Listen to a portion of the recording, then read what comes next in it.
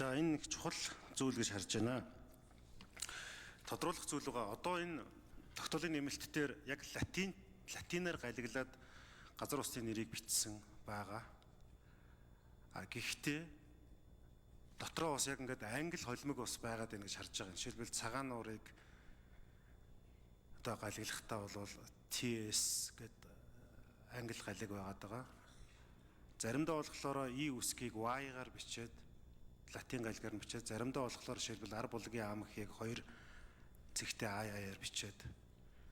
Тэр энэ одоо яг нөгөө нэг латин галиг, англи хэлний галиг хоёрыг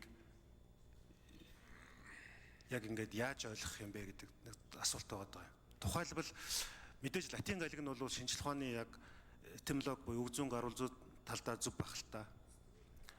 Гэхдээ яг одоо бол бид нар энгийн хэрэглэн дээр одоо Google Maps гэдэг юм уу ингээд аялал жуулчлалын газрын зураг дээр бүгдээрээ англиар гарч ирдэг.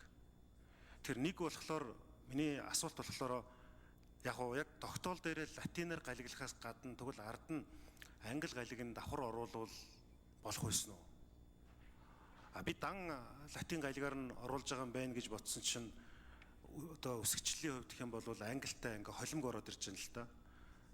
Одоо тэр 9 дугаар хуудсан дээр байж байгаа зүйлс гэдээ аваад үзэх юм бол тэгэхээр харьяалахын T алгалыг жишээлбэл нэг бол Y, нэг бол 2 I-гаар бичдэг ч гэдэг юм уу.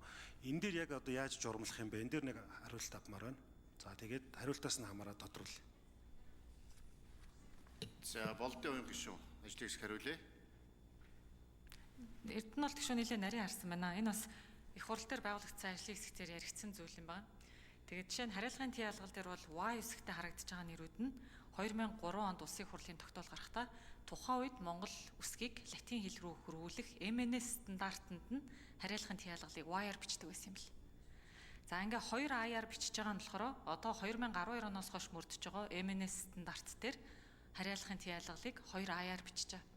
Тэг ингээ холигдож уншиж байгаа юм шиг харагдаж байгаа боловч 2003 онд батлагдсан газар зүүн нэрийг тогтоох тухай улсын хурлын тогтоолын хавсралтанд нь өөрчлөлт оруулж байгаа учраас тухайн үеийн стандартаар бичигдсэн галигласан нэрсэн. Тэгээ одоогийнх руу хөрвүүлж шинээр нэмэгдэж байгаа нь гэдэг юм. Хариалгын T алгал дээр та жишээ авч ярьж байна. Яг наадхан дээр илүү тод харагдана. Өшөө бас өө үсэг дээр дээрээ 2 цэгтэй байдлаар ингээ харагдаж байгаа. За ингээ ажлын хэсэг дээр нэлээд асуудал болсон. За ингээ стандартууд шинээр латин хэл рүү хөрвүүлэгдэх стандартууд өөрчлөгдөх тухай бүрт нь энэ тогтоолын авсралтад нэмэлт өөрчлөлт оруулаад ах юм уу?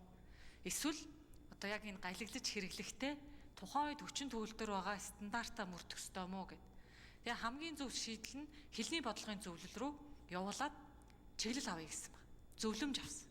Тэгээ энэ өөрсдийнхөө тогтоолын авсралтыг хэлний бодлогын зөвлөл рүү явуулаад үзүүлээд тэгээ биднэрт ямар хариу ирсэн бэ гэхээр нэгдүгээрт монгол хэлнийхаа дүрмийг барьж нэрсээ бичээ. Яг одоо монгол хэлнийхаа хэлцүү дүрмээрээ. За хоёрдугаар болохоор стандарта латин эсэг рүү хөрвүүлж байгаа стандарта одоо мөрдөгдөж байгаа 2012 оны MNS стандартыг мөрдөө гэсэн юм чиглэл ирсэн.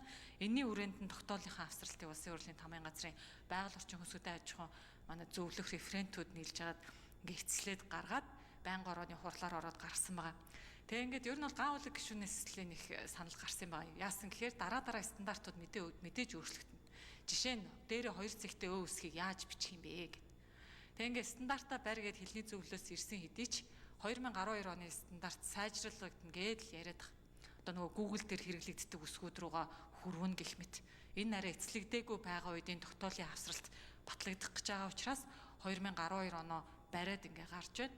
Тэгвэл цаашдаа хэрвээ стандарт латин үсэг рүү монгол үсгийг хөрвүүлэх стандарт шинжлэгдэх юм бол тухай бүрт нь газар зохион байгуулалт Кёто зураг зүүн газраас энэ нэрсийгээ хөвшүүлж хэрэглээнд нэвтрүүлэхдээ тэр үеийнхээ стандартаар хөрвүүлъя л гэсэн ийм байдлаар тогтоолын төсөлд нэмж бас тусгасан баг. Улсын хурлын тогтоолтын төсөлд.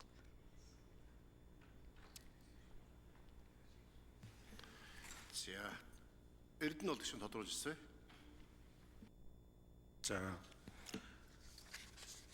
Ойдын Сүхбаатар гэдэг профессор байгаа. Ер нь түүхэн газар зүйч, газар зүйгээр одоо мэргэжсэн сая гаруй километр өөрөө явж үзсэн судалгаа хийсэн хүмүүс байгаа. Тэгэхээр ер нь бол энэ газрын зураг дээр газар усны нэр нэгдүгээрт монголоор байх хэвээр. За монголлоро гэдэг нь бол одоо бол кирилл бичиг бид нар хэрэгжилж байна. 2025 оны 1 сарын 1-ээс монгол хэлний хуулиар монгол бичиг маань төрийн одоо цөм хэрэглээ болж байгаа. Тэм учраас бол яг энэ зүйл дээрээ болвол тогтоол дээрээ бас кириллээс гадна монгол бичгээрээ яг ингэж бичнэ гэдгийг нь журамлах зайлшгүй шаардлагатай байгаа.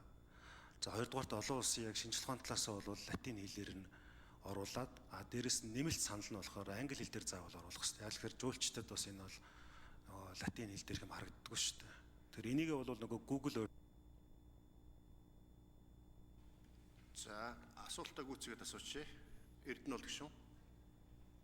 Тэгэхээр яг нөгөө Google Map, Google Earth дээр орохоор яг англи хэл дээр энэ ингээ галагчлаа гараад ирдэг.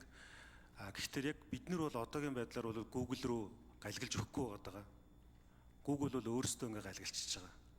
AI буюу хиймэл уян ашиглаад ах шиг байгаа юм.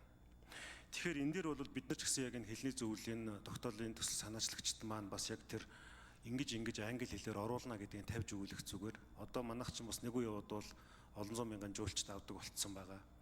Тэгээд энэ нь болохоор энэ латинчин бол тогтоол дээр л байгаад байгаа болохоос биш Google Map руу орохгүй шүү дээ. Тэр Google Map руугаа ордог тэр англи хэлнийх нь этимолог талаас нь, лингвистик талаас нь тодорхойлтуудыг нь гаргаж өгмөөр ийм гүйцэтгэлийн боломж байгаа юу гэж тодруулчих. За оюун гişүн хариулъя. Ажлын хэсгээс нэмж хариулж болно шүү. Инх манлаа дарга юм уу эсвэл ажлын хэсгээс нэмээд хариулаарай. Гэхдээ би нэг зүйлийг хэлэхэд тэр нь болохоор одоо газар зүй геодо зургзын газрынхан болохоор ер нь бүх аймагуудынхаа энэ газар зүйн нэрийг нь шинээр тогтоогоод эсвэл шаардлагатайг нь нэмж оруулаад ингээ улсын хурлын тогтоолууд ирэх намрын чуулганаас ингээ орж ирээд ах юм лээ. Тэгээ энэ одоо жишээ нь 2027 оны намрын чуулганд Баяуулгын аймгийнх тэр чигтээ бүхэлдээ бүх сумдаараа орж ирнэ гэх мэтчлээ. Тэгэхээр яг энэ үед нь тогтоолынхаа аль нэг заалтад нь хөрвүүлээд явуулах боломжтой. Тэгээ байнгын хорон дээрээ бас Монголын туваачуудын нийгэмлэгийнхэн бас ирээд зарим үгийн орчуулга нь өөр байна гэсэн асуудлуудыг бол тавьсан. Тэгэхээр байгаль орчин хүнстэй аж ахуйн байнгын хорон дээр ер нь энэ нэрийн орчуулгууд газар зүйн нэртэй холбоотой нэг мэдээлэл сонсъё гэж байгаа. Тэгээ тэр үед нас Эрдэнэ бол гишүүнд мэдээллийг нөргүүлье. За манай ажлын хэсгээс нэмээд хариулъя. За инх болоо дарга. Араас нь бас хариулчаараа нэмээд. За дөрөвдүгээр микрофон.